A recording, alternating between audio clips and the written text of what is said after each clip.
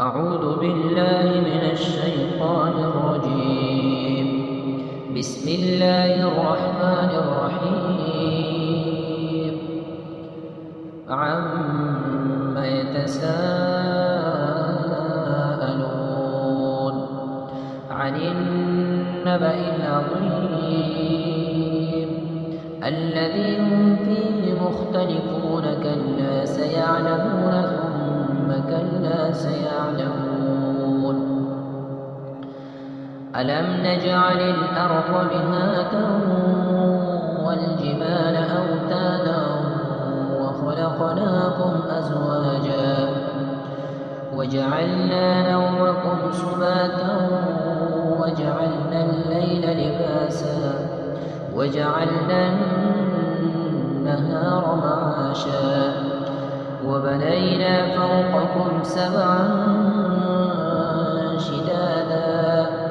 وجعلنا سراجا وهاجا وأنزلنا من المعصرات ماء ثجاجا لنخرج به حبا ونباتا وجنات ألفافا إن يوم الفصل كان ميقاتا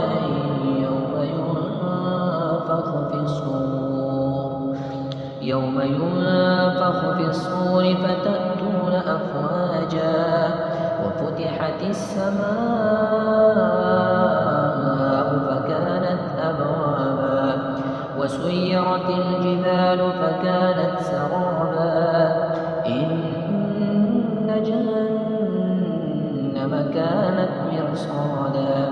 للطاغين مآبا لابثين فيها أحقابا لا يذوقون فيها بردا ولا شرابا إلا حميما وغساقا جزاء وفاقا إنهم كانوا لا يرجون حسابا وكذبوا بآياتنا كذابا وكل شيء أحصيناه كتابا فذوقوا فلن نزيدكم إلا عذابا إن للمتقين مفازا حدائق وأعنابا وكواعب أترابا وكأسا دهاقا لا يسمعون فيها لغوا ولا كذابا جزاء من ربك عطاء حسابا رب السماوات والأرض وما بينهما